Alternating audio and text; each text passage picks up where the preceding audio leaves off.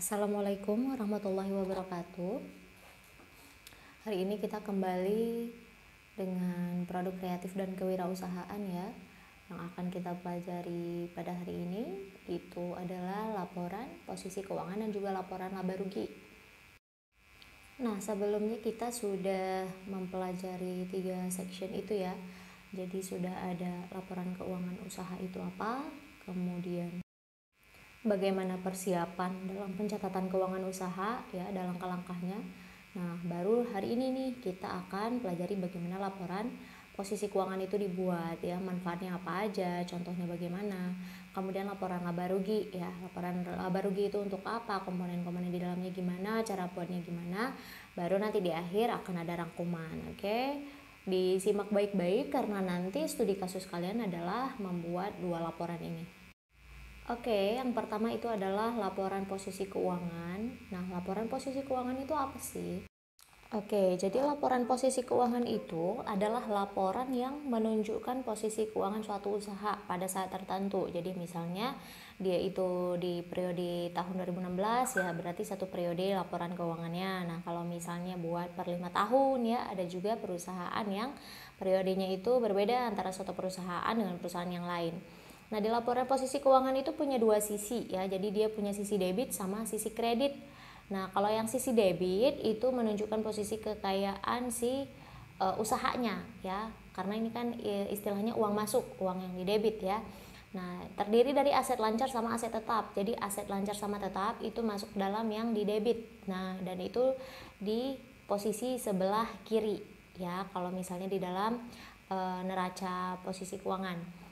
Nah, terus kalau misalnya yang sisi kredit ada apa aja? Di sisi kredit itu ada liabilitas sama ekuitas. Liabilitas itu utang, sedangkan ekuitas itu sendiri adalah modal ya, yang sudah Ibu jelaskan di pertemuan minggu lalu. Apa itu liabilitas, apa itu ekuitas ya, dan juga macam-macam dari liabilitas juga sudah dijelaskan.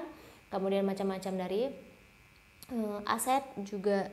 Yang aset belum ya? Oke, kalau yang aset itu ada aset lancar sama aset tetap ya. Oh, sudah Ibu jelaskan di pertemuan minggu lalu. Oke. Aset lancar itu dia itu gampang untuk diuangkan ya, sedangkan untuk yang aset tetap itu agak lama untuk diuangkan karena misalnya kayak tanah ya, kemudian mesin dan peralatan itu buat ngejualnya buat jadi uang itu jauh lebih lama prosesnya ketimbang aset lancar. Kalau aset lancar itu seperti uang kas kan udah ada bentukannya ya, kemudian surat berharga dijual langsung jadi uang. Jadi prosesnya tidak selama dengan aset tetap. Nah, kemudian apa sih manfaat adanya laporan posisi keuangan? Kenapa nih kita harus bikin laporan posisi keuangan untuk usaha gitu ya? Jadi ada beberapa manfaat nih bagi usaha dengan adanya laporan posisi keuangan. Yang pertama itu bisa menganalisis perubahan kondisi ya. Jadi laporan posisi keuangan ini sebagai alat untuk menganalisis perubahan kondisi keuangan dari suatu usaha ya. Jadi secara berkala dari tahun ke tahun nih, gimana nih posisi keuangannya tahun kemarin dia meningkat nih penjualannya, itu bisa dilihat dari laporan posisi keuangan. Nah, misalnya dia terjadi penurunan, itu juga bisa dilihat dari laporan posisi keuangan. Jadi bisa menganalisis nih perubahan kondisi keuangannya perusahaan tersebut, seperti itu. Kemudian yang kedua untuk apa? Jadi sebagai alat untuk menganalisis likuiditas suatu entitas bisnis ya, sehingga diketahui nih kemampuan satu usaha ini untuk melakukan kewajibannya dengan aset likuid ya. Jadi maksudnya itu adalah dengan adanya si laporan posisi keuangan ini, sebuah bisnis itu bisa dinilai apakah dia mampu nih untuk membayar kewajibannya ya. Misalnya dia punya utang-utang usaha ya, dengan aset-aset liquidnya dia ya, aset-aset yang dia punya yang mudah dicairkan seperti itu ada di laporan posisi keuangan untuk melihat kemampuan itu. Kemudian yang ketiga sebagai alat untuk menganalisis kemampuan ya, menganalisis kemampuan si usaha ini dalam melunasi liabilitas lancar sebelum jatuh tempo ya. Kalau yang kedua tadi likuiditasnya, jadi kemampuan dia untuk melakukan kewajiban. Nah, kalau ini kemampuan untuk melunasi hutang-hutangnya ya sebelum jatuh tempo, mampu nggak dia nih, karena dengan laporan posisi keuangan bisa dilihat apakah dia kolaps, apakah dia akan segera tutup karena keterbatasan asetnya atau keterbatasan kemampuannya dia untuk bertahan, seperti itu ya. Jadi pada dasarnya kegunaan laporan posisi keuangan ini untuk meramalkan kesehatan keuangan si usaha tersebut. Jadi laporan posisi keuangan ini bisa digunakan untuk menganalisis likuiditasnya ya, solvabilitasnya, kemudian fleksibilitas keuangan usaha. Nah, jadi selain itu laporan posisi keuangan juga bisa meramalkan jumlah, waktu, dan juga ketidakpastian arus kas di masa depan. Nah, itu dia fungsi dari adanya laporan posisi keuangan, sangat krusial ya. Nah, kemudian kita lihat nih untuk komponen dari laporan posisi keuangan itu sendiri ya. Isi di dalamnya kira-kira ada apa nih ya. Jadi laporan posisi keuangan itu terdiri dari 3 unsur. Aset yang pertama atau aktiva, kemudian liabilitas, dan yang ketiga itu modal atau ekuitas. Nah, kalau misalnya dibikin persamaan, itu aset sama dengan liabilitas ditambah ekuitas. Jadi aset atau harta yang dimiliki oleh si usaha itu adalah hutang ditambah dengan modal ya, seperti itu asetnya mereka. Nah, jadi dari persamaan itu kita lihat ada 3 komponen ya. Yang pertama itu adalah aset atau aktiva. Nah, aset itu sendiri adalah sumber ekonomi yang diharapkan bisa memberikan manfaat nih bagi usaha di kemudian hari. Nah, aset ini kalau misalnya dimasukkan dalam neraca saldo itu di debit ya. Kemudian yang kedua liabilitas. Liabilitas ini kewajiban yang harus dilunasi atau pelayanan yang harus dilakukan pada masa mendatang kepada pihak lain. Kenapa dibilang bisa kewajiban, bisa pelayanan? Misalnya di dalam liabilitas dia itu berhutang barang ya. Dia udah ngasih berhutang barang. Misalnya dia udah beli sesuatu tapi dia belum bayar. Jadi dia udah bayar ngambil barang dari si supplier tapi dia belum bayar. Nah, itu namanya kewajiban yang belum dilunasi. Nah, kalau misalnya pelayanan yang harus dilakukan, nah dia ini misalnya ada tuntutan dari klien ya, karena ada produk yang cacat dan lain sebagainya. Nah, itu nanti dia harus memberikan pelayanan di masa mendatang kepada pihak lain. Jadi bentukannya itu bisa berupa uang yang harus dilunasi ataupun berupa pelayanan. Nah, liabilitas ini kebalikan dari aset. Jadi kalau misalnya dimasukkan dalam neraca saldo, dia itu di sisi kredit ya. Nah, kemudian yang ketiga itu ada ekuitas. Nah, ekuitas ini tuntutan pemilik terhadap aset usaha. Nah, jadi kalau dalam usaha perorangan atau persekutuan itu si ekuitas pemilik itu sering dipecah jadi akun yang berbeda untuk mencatat nilai sisa ekuitas pemilik dan pengambilan pribadi, karena kan namanya usaha kadang si pemiliknya itu butuh untuk ngambil buat kebutuhan dia pribadi gitu kan, ada juga buat untuk modal si perusahaan untuk nanti kedepannya jaga-jaga dia butuh tambahan modal buat melanjutkan usahanya, seperti itu. Nah, itu dia 3 komponen dari laporan posisi keuangan. Nah, kemudian ada langkah-langkah nih dalam pembuatan laporan keuangan ya. Jangan sampai nanti bingung, Bu, gimana nih cara bikin laporan keuangan. Jadi langkah-langkahnya itu kita bisa menggunakan neraca lajur atau kertas kerja. Nah, hal-hal yang perlu dipahami ketika kita membuat laporan posisi keuangan itu ada 7 hal. Yang pertama, kita melakukan penjurnalan ya, penjurnalan dari setiap transaksi keuangan yang terjadi di dalam usaha kalian. Nah, kalian kan udah disuruh jualan. Nah, setiap kali ada transaksi, kalian wajib melakukan penjurnalan ya. Nah, setelah itu nanti posting jurnalnya itu ke dalam buku besar. Jadi biar saldo tiap akun itu bisa diketahui ya. Kemudian yang kedua langkahnya apa? Kita buat kolom-kolom neraca lajur. Nah, umumnya neraca lajur ini terdiri dari neraca saldo, jurnal penyesuaian, kemudian neraca saldo disesuaikan, laba rugi, dan juga neraca. Ya, jadi kolom-kolomnya yang harus dibuat itu. Ya, seperti itu. Nanti contohnya akan dikasih tahu. Kemudian yang ketiga, kita pindahkan nih saldo tiap akun di buku besar ke kolom neraca saldo. Jadi dipastikan sisi debit dan kreditnya itu balance ya. Nah, baru yang keempat langkahnya buat jurnal penyesuaian. Nah, jurnal penyesuaian ini untuk akun-akun yang perlu disesuaikan aja, misalnya kayak beban gaji yang baru akan dibayar pada bulan berikutnya ya, sewa dibayar di muka, kemudian pendapatan diterima di muka, penyusutan aset tetap dan sebagainya. Nah, setelah itu nanti baru kita masukkan nominal jurnal penyesuaian ke dalam kolom jurnal penyesuaian. Nanti ada contohnya ke depannya. Kemudian yang kelima baru kita isi kolom neraca saldo disesuaikan. Kan tadi udah bikin jurnal penyesuaian, baru habis itu kolom neraca saldo disesuaikan ya kan. Baru setelah itu kita isi kolom laba rugi dengan akun-akun nominal ya. Misalnya pendapatan dan beban ya.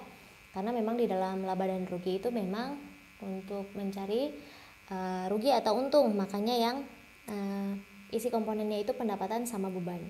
Kemudian yang ketujuh baru deh kita isi kolom neraca dengan akun-akun real seperti aset ya, liabilitas, ekuitas.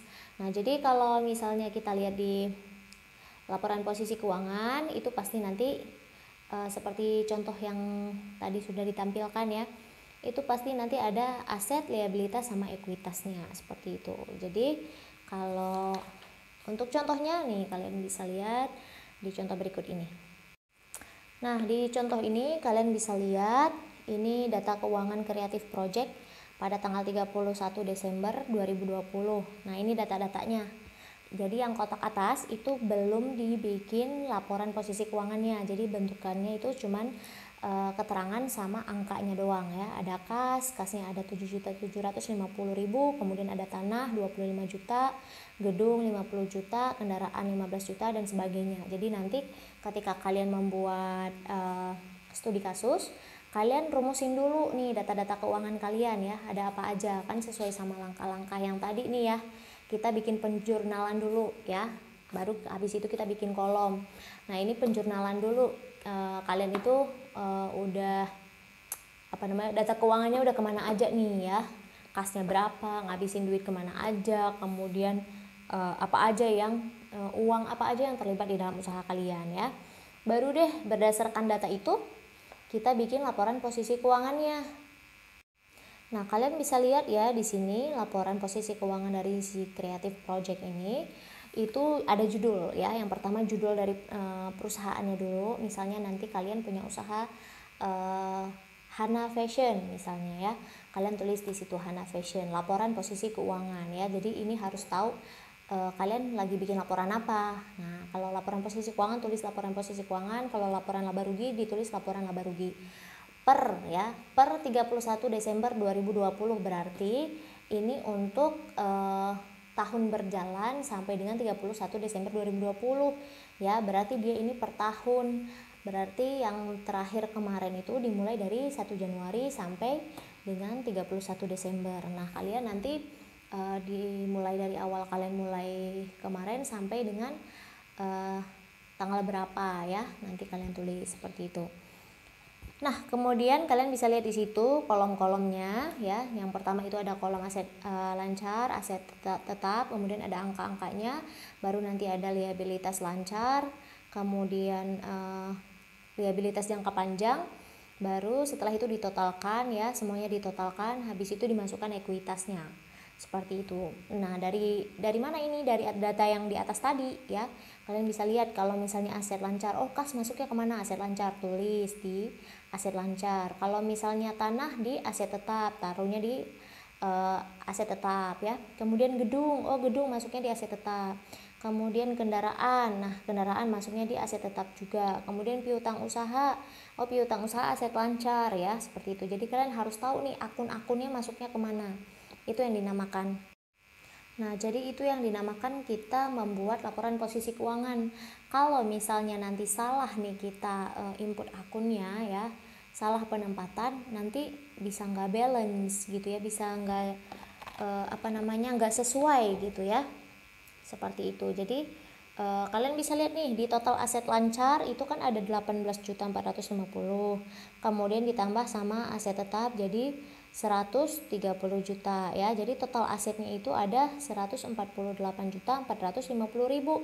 Nah, di liabilitas lancar kalian bisa lihat totalnya 25 juta, yang jangka panjangnya 42.500.000, totalnya itu 67.500, ditambah sama modal sama ekuitasnya dia 80 juta, hasilnya itu sama dengan si total aset. Jadi antara debit sama kredit itu balance ya, isinya itu balance. Dan dia itu bukan ngasal ngisinya seperti itu ya. Si utang ini, si ekuitas ini udah dipakai buat si aset lancar ini, makanya duit yang dikeluarkan sama duit yang tersimpan ya sama, cuman ke arah mana habisnya itu jelas kayak gitu ya. Oke, selanjutnya kita ke laporan laba rugi. Nah, apa sih laporan laba rugi itu? Nah, jadi laporan laba rugi ini dia itu termasuk bagian yang penting nih dalam sebuah usaha, karena kita bisa ngelihat pendapatan bersih usaha kita, kemudian kita juga bisa menilai apakah untung nggak selama beroperasi atau malah justru rugi gitu ya. Jadi apa sih pengertian dari laporan laba rugi itu? Laporan laba rugi ini adalah laporan yang menunjukkan hasil kegiatan usaha dalam jangka waktu tertentu ya. Jadi misalnya dalam 1 tahun, dia mengalami kerugian, atau dalam jangka waktu 1 tahun ini dia mengalami keuntungan seperti itu. Nah, laporan ini bisa digunakan sebagai indikator keberhasilan usaha ya dalam satu periode itu.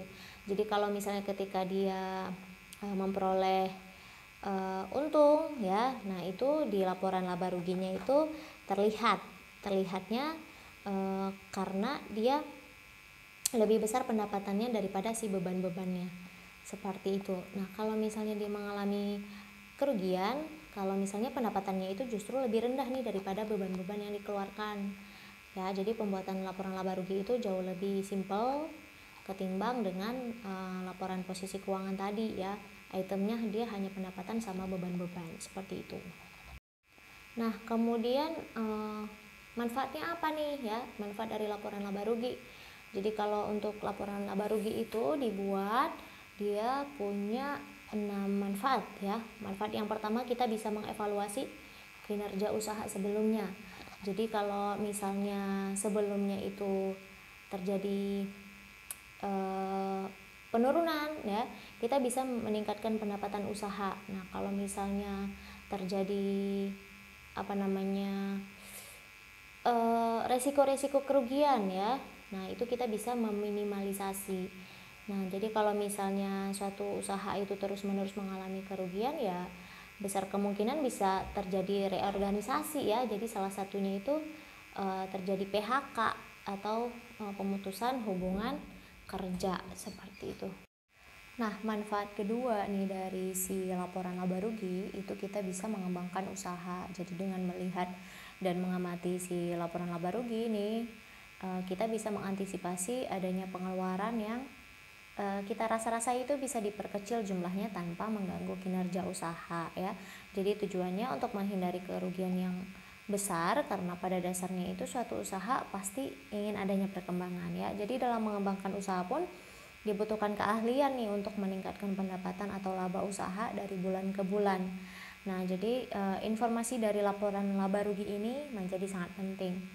Kemudian yang ketiga itu manfaat yang ketiga yaitu bisa melihat resiko. Jadi si laporan laba rugi ini bisa menunjukkan kondisi perusahaan yang nggak kunjung nih mendapat laba setiap bulannya, sementara modalnya itu makin menipis ya.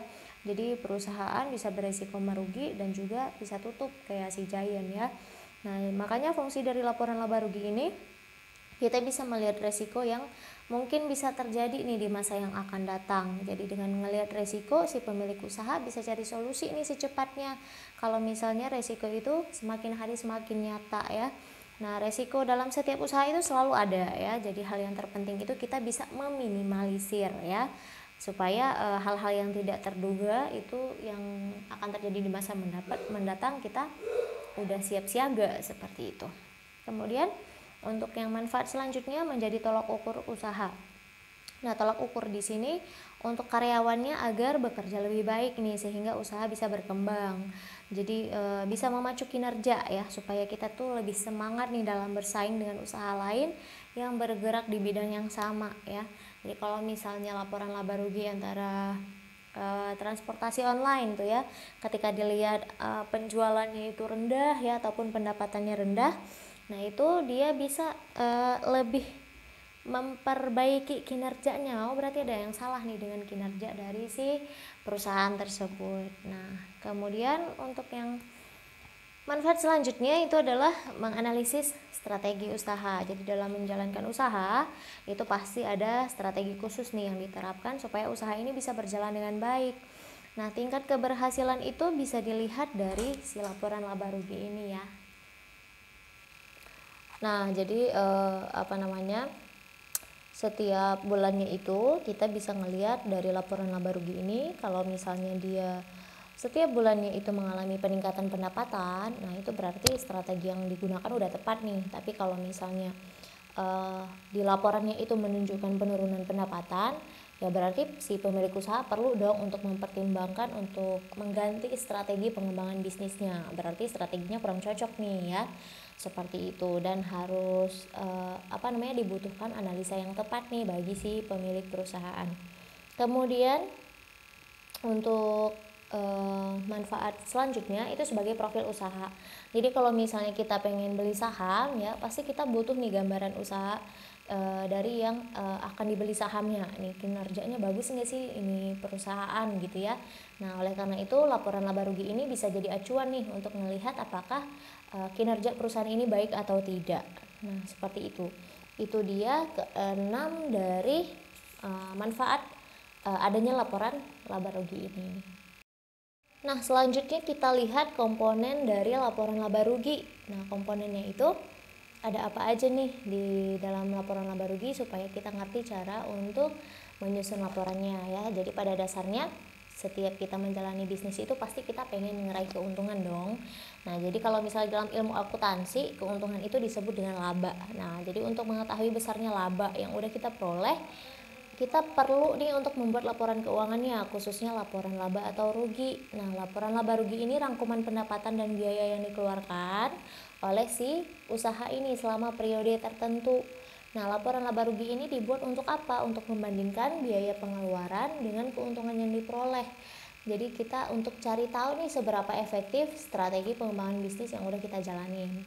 Nah, kalau misalnya usaha kita udah mencapai skala yang besar, membuat laporan laba rugi itu bukan hal yang sulit lagi ya. Tapi kalau misalnya kita baru mulai nih, kayak kalian ya, nah dan kita belum punya karyawan atau malah mungkin masih dikit nih karyawannya, jadi penting nih untuk kita tahu langkah-langkah dari pembuatan laporan laba rugi ini. Nah, langkah-langkahnya itu sebelum kita membuat laporan laba rugi, kita harus tahu dulu nih istilah-istilah di dalam laporan laba rugi itu sendiri ya. Ada apa aja? Yang pertama itu ada pendapatan atau revenue dan atau penjualan atau sales. Jadi kalau pendapatan itu sendiri sejumlah uang yang kita terima atas pemberian jasa usaha. Nah, kalau misalnya penjualan, nominal yang akan diterima usaha atas penyerahan atau penjualan barang. Jadi intinya uang yang kita terima ya. Jadi komponen yang pertama itu adalah pendapatan atau penjualannya. Kemudian komponen yang kedua itu ada HPP ya, harga pokok penjualan, cost of goods sold ya. Jadi ini sudah kita pelajari di bab 1 saat kita menghitung HPP sama BEP. HPP itu total biaya yang kita keluarkan untuk memproduksi barang ya. Jadi bukan keuntungannya tapi harga pokok dari si barang itu. Nah, kemudian komponen yang selanjutnya adalah laba kotor atau gross profit. Nah, laba kotor ini selisih antara penjualan bersih dan HPP.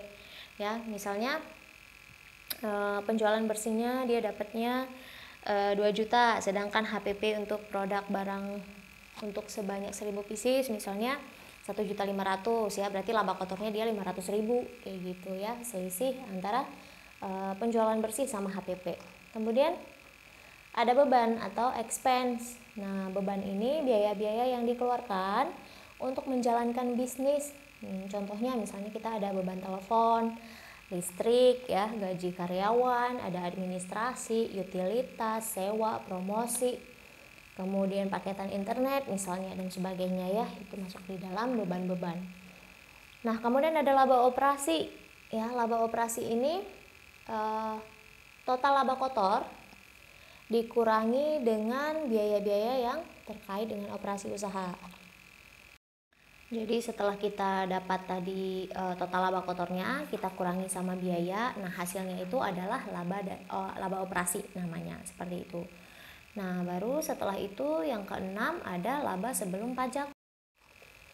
Nah, laba sebelum pajak ini adalah total pendapatan usaha sebelum dikurangi pajak. Jadi total pendapatan yang dia peroleh tapi belum dikurangi sama tax gitu ya. Nah, baru setelah itu ada pajak penghasilan usaha. Nah, ini pajak penghasilan yang harus kita bayarkan. Jadi dari mana income tax, dari mana nih pajak penghasilan usaha? Itu pajak penghasilan yang harus dibayar oleh usaha kita itu kepada negara ataupun otoritas pajak. Ada perhitungannya, ada berapa persenannya ya. Nah, kemudian komponen selanjutnya ada dividen. Nah, dividen ini pembagian laba nih kepada pemegang saham berdasarkan banyaknya saham yang dimiliki. Jadi kalau misalnya kalian yang udah pernah investasi ya, ada modal ya, punya saham di suatu tempat, itu nanti ada pembagian sahamnya. Kalau contoh sederhananya kayak kalian di koperasi deh. Ya, kalian di koperasi, kalian itu nyimpen uang, nah nanti ada pembagian laba usaha ya. Jadi nanti ada pembagiannya, si ini dapat berapa, si ini dapat berapa, karena sesuai dengan jumlah saham yang ditanam, seperti itu ya, jumlah saham yang dipunya. Nah, itu namanya dividen, pembagian labanya. Kemudian ada laba bersih. Nah, laba bersih ini hasil akhir yang diperoleh setelah dikurangi tagihan dan pajak. Jadi udah net income ya, bersihnya doang. Udah dikurangi pajak, udah dikurangi tagihan. Nah, baru yang terakhir ada laba ditahan. Kalau laba ditahan ini bagian dari pendapatan bersih yang tidak diberikan kepada pemegang saham dalam bentuk dividen karena dalam rangka pengembangan usaha. Jadi tidak semua pendapatan bersih itu dibagikan ke pemegang saham, tapi nanti ada beberapa persenannya untuk dijadikan laba ditahan. Nah, baru deh selanjutnya nih kita ke langkah pembuatan laporan laba rugi. Langkah-langkahnya ada apa aja ya. Jadi di dalam pembuatan laporan laba rugi itu ada 3 langkah yang harus dilakukan step by step. Yang pertama kita bikin dulu nih jurnal transaksi dan kita posting ke buku besar. Kemudian baru kita membuat neraca saldo dan jurnal penyesuaiannya. Baru yang terakhir kita menyusun laporan laba rugi. Jadi deh ya dengan 3 langkah-langkah ini. Nah, gimana pembahasannya? Nah, untuk yang pertama, langkah pertama itu kita membuat jurnal transaksi dan kita posting ke buku besar. Nah, jadi catatan transaksi ini melibatkan seluruh pendapatan dan juga biaya pengeluaran. Nah, nanti pendapatan ini sendiri itu meliputi hasil penjualan barang atau jasa, sementara si biaya pengeluaran ini atau beban itu meliputi seluruh biaya yang dikeluarkan demi kepentingan bisnis, termasuk biaya operasional. Nah, contohnya itu biaya sewa gedung ya, biaya pengadaan inventaris kantor, biaya pemasaran, dan biaya gaji karyawan. Itu semua include di dalam beban, jadi biar ketahuan nih rugi apa untung gitu ya. Nah, kita juga bisa memasukkan penghasilan di luar hasil penjualan barang atau jasa. Misalnya nih, ada penghasilan yang diraih dari selisih kurs atau hasil sewa. Nah, itu juga bisa dimasukkan ya. Nah, setelah jurnal transaksi dibuat, nanti kita bisa mindahin atau posting seluruh catatan ini ke buku besar. Nah, contoh kasusnya di sini kita bisa lihat. Nah, jadi yang pertama kalian bisa ngelihat di situ ya, studi kasus 6. Pencatatan jurnal transaksi perusahaan jasa kreatif project selama bulan Januari 2020. Nah, jadi dia dibikinnya per bulan ya. Kreatif project ya, judulnya itu nama perusahaan dulu, baru habis itu jurnal umum, baru per bulannya ya. Jadi kita bisa langsung ngelihat, oh ini jurnal umum yang Januari 2020 gitu. Kalian bisa lihat data-datanya ya. Jadi di tanggal 2020 Januari itu ada uraiannya dimulai dari tanggal 5. Dia ngeluarin uang buat perlengkapan ya, buat perlengkapan itu di debit karena masuk ke dalam kas ya. Jadi masuk ke dalam aset ya, si perlengkapan ini masuk ke dalam aset tapi kasnya keluar, makanya kasnya dikredit, seperti itu ya pembelian perlengkapan. Kemudian di tanggal 10 itu ada utang usaha. Nah, utang usaha di debit karena dia masuk ke dalam liabilitas ya. Kemudian kasnya dikredit ya, karena dia melakukan pembayaran utang. Setelah itu di tanggal 16 itu ada piutang usaha. Jadi ada orang yang bayar utang nih. Nah, jadi kasnya yang didebit karena masuk uang baru. Nah, ada pemasukan saldo tuh di tanggal 16 ya, karena ada yang bayar utang. Terus di tanggal 27 itu pembelian kendaraan. Nah, kendaraan ini kan jadi aset ya. Jadi yang tadi itu di laporan posisi keuangan itu dia masuk ke dalam aset tetap ya. Nah, dalam pembelian kendaraan berarti si kendaraan ini didebit, yang dikredit adalah utang usahanya ya, karena dia membeli tanpa ngeluarin uang dulu, jadi ngutang dulu seperti itu. Nah, jadi dari data-data ini dimasukkan ke buku besar ya, diposting ke buku besar. Pertama kita bikin jurnal, habis itu baru diposting ke buku besar. Nah, buku besarnya gimana formatnya? Nah, kalian bisa lihat di sini judul perusahaan ya, nama perusahaannya Creative Project. Baru habis itu judulnya buku besar ya. Namanya itu kas ya. Ini untuk yang kas nomor ini nomor 1111. Jadi ini untuk penomorannya itu tergantung dari referensinya ya, di refnya seperti itu. Nah, kalian lihat di sini untuk nama kasnya. Untuk yang pertama itu untuk kas ya, yang kedua nanti di halaman kedua kalian bisa ngelihat di situ ada untuk piutang usaha ya. Kemudian ada perlengkapan, ada kendaraan, ada utang usaha, ada modal. Jadi itu dibagi-bagi per jenis buku besarnya ya. Nah, untuk yang buku besar untuk kas itu kalian bisa ngelihat di Januari 2020 di tanggal 1 itu ada pemasukan saldo 20 juta ya. Nah, saldo ini masuknya kemana nih, debit apa kredit ya. Nah, berarti kalau di total saldo itu masuknya di debit. Kemudian pembayaran perlengkapan itu di kredit ya, karena dia mengeluarkan uang ya. Di kas ini, di buku besarnya kas dia mengeluarkan uang, makanya di kredit ya. Nah, sisa saldonya jadi 15.500.000. Kenapa 15 juta? Karena ini masuk ke dalam aset ya, kekayaan si kendaraan ini, makanya masuknya di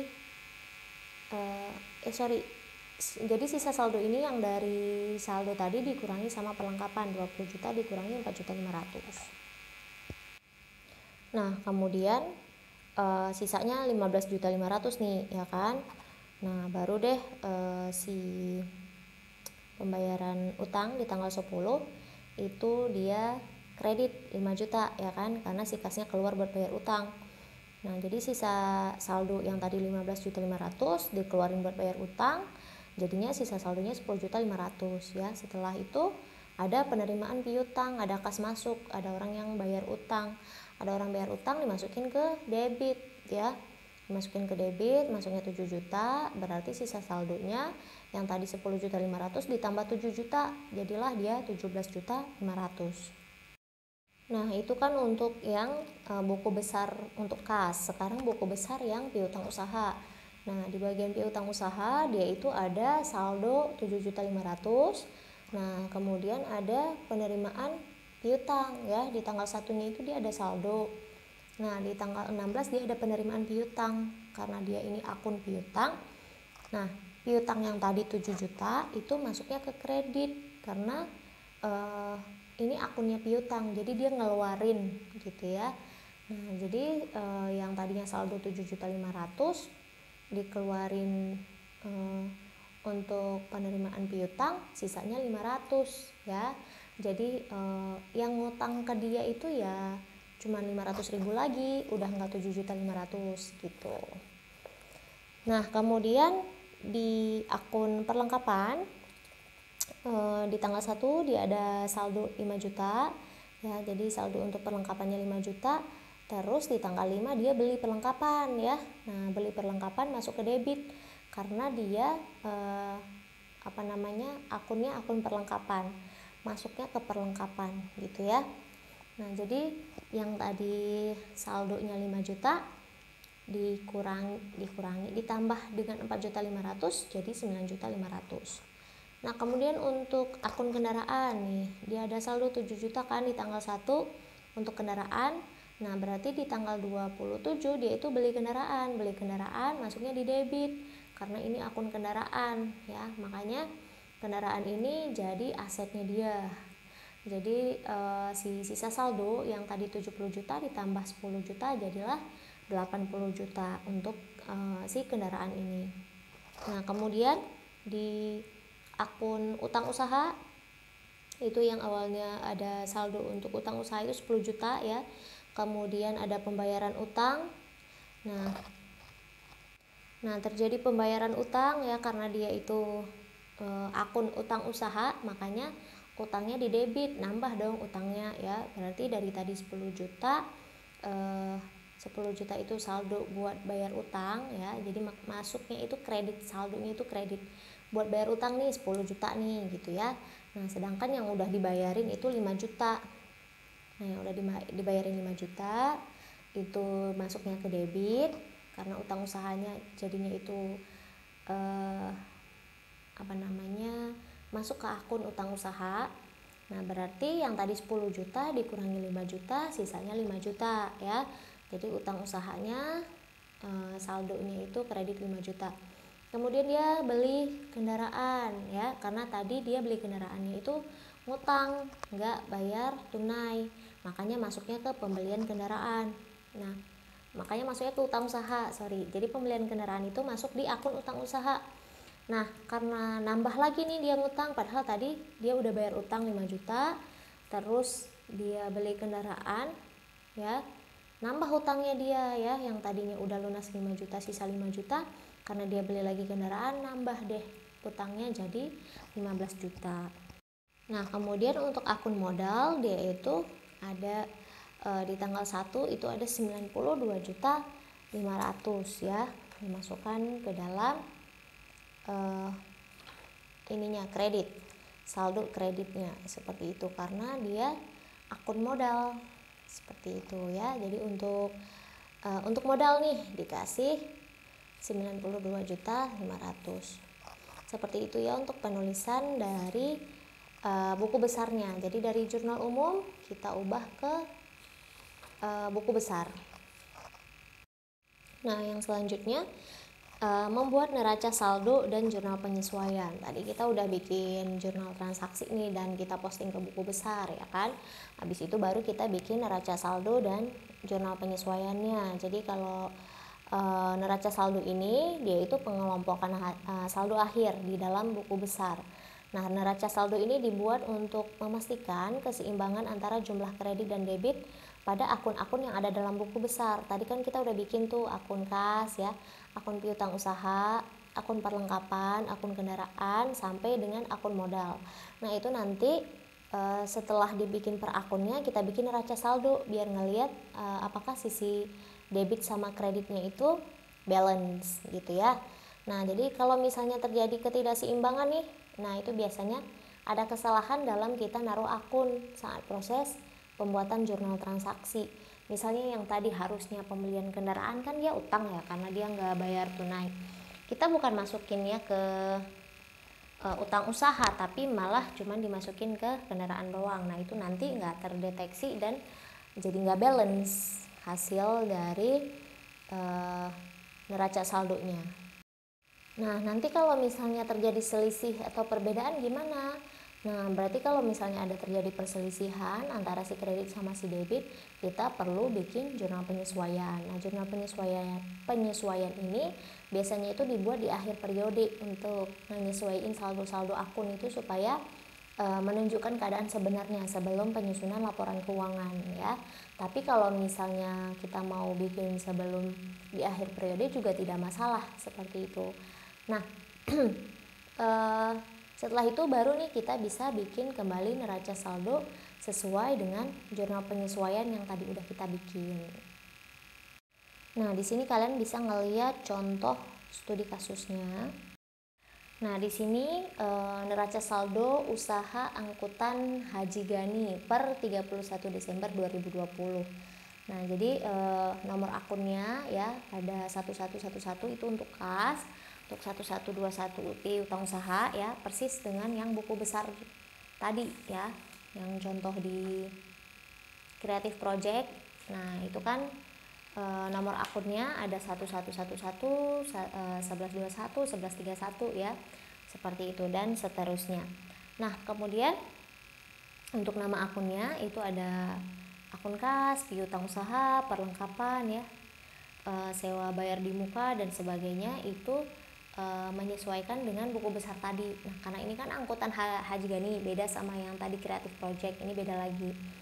Nah, jadi si neraca saldonya untuk Haji Gani ini dia kas di debit kan, kas, piutang usaha, perlengkapan, sewa bayar di muka, kendaraan itu masuk dalam aset ya, aset-aset semuanya di debit. Nah, kemudian untuk akumulasi penyerahan kendaraan ini ya, AKM. Nah, kalau disingkat-singkat agak membingungkan ya. Nah, kemudian utang usaha 6 juta ya, itu dikredit juga. Kemudian modal di kredit karena kan ekuitas sama liabilitas itu dikredit. Kemudian prive ya, prive Haji Gani itu masuk di aset. Nah, kemudian pendapatan angkutan. Nah, pendapatan angkutan karena itu masuk di ekuitas, masuknya di kredit. Nah, kemudian beban gaji, beban bunga, beban asuransi, dan beban-beban lainnya masuk ke dalam debit ya. Nah, jadi ketika dijumlahkan itu antara debit dan kredit itu balance. Seperti itu ya. Jadi kita lihat di bawahnya ada data penyesuaian. Persediaan perlengkapan pada tanggal 31 Desember 2020 itu sebesar 450.000 ya. 450.000, kemudian sewa bayar di muka tanggal 1 April untuk 1 tahun. Nah, kemudian kendaraan disusutkan 20% per tahunnya. Kemudian pendapatan angkutan yang masih belum diterima itu ada 2 juta. Terus gaji karyawan yang belum dibayar itu ada 1 juta. Nah, sedangkan kan beban gaji itu 20 juta, tapi ada yang belum dibayar 1 juta. Kemudian bunga yang masih harus dibayar itu ada 100.000. Nah, sedangkan itu kan beban bunganya ada 850.000 ya. Nah, kemudian asuransi dibayar di tanggal 1 itu untuk 1 tahun.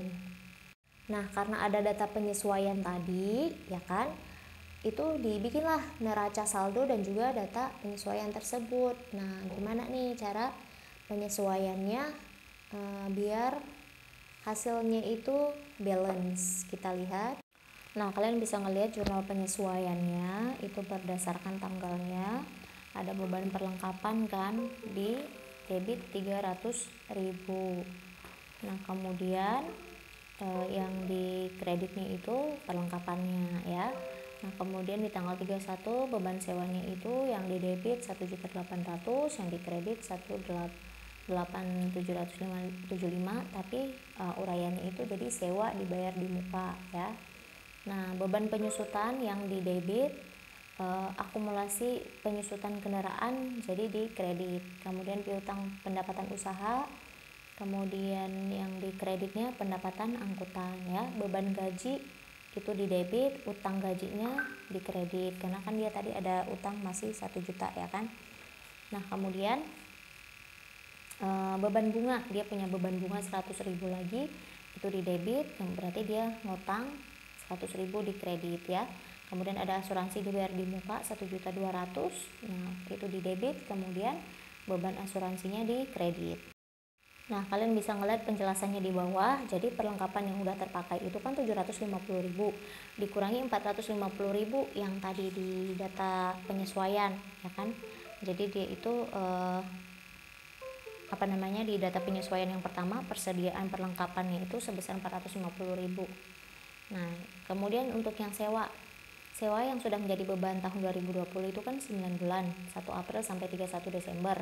Nah, jadi perhitungannya itu 9 dibagi 12 dikali 2.500. Makanya hasilnya 1.800 yang dimasukkan di jurnal penyesuaian. Kemudian penyusutan kendaraan 1 tahunnya itu 20% dikali 100 juta. Nah, berarti ada 20 juta. Makanya yang dimasukkan yang 20 jutanya karena ini kan penyesuaiannya. Kemudian pendapatan angkutan yang masih harus diterima itu sudah merupakan pendapatan tapi belum diterima nih pembayarannya ya. Nah, kemudian gaji yang masih harus dibayar ke si karyawannya itu jadi beban nih di tahun 2020. Kemudian bunga ya. Kemudian bunga yang masih harus dibayar itu jadi bunga yang udah jadi beban di tahun 2020 tapi belum dibayar. Kemudian asuransi yang udah jadi beban tahun 2020 itu 4 bulan, 1 September sampai 31 Desember. Makanya rumusnya itu 4/12 bulan dikali 1.800. Makanya asuransinya itu jadi 600.000 ya. Kemudian sisa 1.200.000 itu belum jadi beban di tahun 2020. Jadi harus dipindahkan ke rekening asuransi dibayar di muka. Seperti itu ya. Nah, kemudian baru deh yang terakhir kita menyusun laporan laba ruginya. Setelah kita bikin tadi jurnal transaksi, terus kita bikin ke buku besar, baru kita bikin neraca saldo sama jurnal penyesuaiannya. Nah, ini kan untuk yang jenis usaha yang udah sangat besar ya. Nah, untuk kalian nanti malah lebih gampang, nggak harus bikin jurnal penyesuaian seperti itu ya, karena masih sederhana keuangannya. Nah, jadi yang ketiga itu menyusun laporan laba rugi. Nah, dalam menyusun laporan laba rugi yang harus kita perhatikan itu formatnya ya. Formatnya itu gimana? Jadi kita perlu untuk nyiapin lembar kerja yang terdiri atas identitas usaha, judulnya ya, judulnya itu laporan laba rugi lengkap sama periodenya. Kemudian ada 3 komponen penting, pendapatan total, beban biaya total, sama laba rugi usaha ya. Nah, total pendapatan dan beban biaya ini bisa disalin dari neraca saldo tadi yang udah kita buat. Nah, sementara untuk komponen laba rugi itu dihitung dari selisih antara total pendapatan sama beban biaya. Nah, kalau misalnya jumlah total pendapatan itu lebih besar, ya berarti dia untung. Tapi kalau misalnya bebannya yang lebih besar, berarti dia mengalami kerugian. Nah, kalian bisa ngeliat contohnya di sini, laporan laba rugi dari Salon Andrea itu untuk tahun yang berakhir pada 31 Desember 2020 dalam bentuk rupiah. Jadi kalau udah ditulis dalam rupiah, berarti nggak usah ditulis Rp-nya di dalamnya ya. Nah, jadi setelah kita bikin tadi jurnal, kemudian kita bikin neraca saldo, baru kita bikin laporan laba ruginya ya. Jadi pendapatan usahanya totalnya ada berapa tuh. Misalnya si Salon Andrea itu pendapatan usahanya 7.150.000, pendapatan lain-lain dari bagian yang lain ada 400.000 ya. Jadi totalnya ada 7.550.000. Beban-beban nih, dia punya beban misalnya menggaji ya, beban bunga, kemudian beban perlengkapan, asuransi, sewa sama penyusutan peralatan, totalnya ada 5.200.000. Nah, berarti si 7.500.000 dikurangi sama 5.200.000. Jadi laba bersihnya 2.350.000. Nah, ini nanti kan dikomparasi dengan yang di tahun 2019 apakah mengalami peningkatan atau penurunan. Nah, jadi di laporan laba rugi itu ya komponennya 3 ini, pendapatan, beban, sama laba bersihnya ya. Jadi gampang banget nih buat kalian bikin laporan laba rugi. Nah, ini dia selanjutnya rangkuman dari materi yang udah kita bahas. Jadi untuk rangkumannya bisa kalian baca sendiri apa itu laporan keuangan ya. Kemudian laporan itu punya banyak manfaat penting untuk mengevaluasi bisnis, pengambilan keputusan ya, mendapatkan pinjaman modal, untuk menentukan pajak juga. Terus untuk ada 3 cara untuk meningkatkan arus kas bisnis ya. Bisa kita mengurangi umur piutang, atau kita tambah umur utang, atau kita mengurangi umur persediaan. Kemudian ada pencatatan nih yang perlu dipersiapkan sebelum kita nyusun laporan keuangan. Kita harus nyiapin dulu laporan arus kas, kas masuk, kas keluar, liabilitas sama ekuitas, sama pencatatan piutang. Nah, kemudian ada 2 jenis nih keuangan yang perlu dipelajari saat kita awal membuka usaha, yaitu laporan posisi keuangan sama laporan laba rugi. Nah, kemudian neraca itu laporan yang menunjukkan posisi keuangan usaha kita pada saat tertentu. Nah, neraca ini punya dua sisi debit sama sisi kredit. Nah, laporan laba rugi itu sendiri laporan yang menunjukkan hasil kegiatan usaha dalam jangka waktu tertentu, sedangkan laporan laba rugi itu merupakan gambaran dari dua macam arus yang membentuk laba atau rugi ya. Nah, jadi laba ini bisa terjadi kalau misalnya penghasilan yang diperoleh dalam satu periode itu lebih besar dibandingkan dengan biaya yang dikeluarkan. Nah, sebaliknya rugi kalau misalnya timbul pendapatan yang lebih rendah dibandingkan dengan biaya yang dikeluarkan ya, besar pasak daripada tiang ya, makanya kita rugi. Seperti itu dia materi kita untuk hari ini.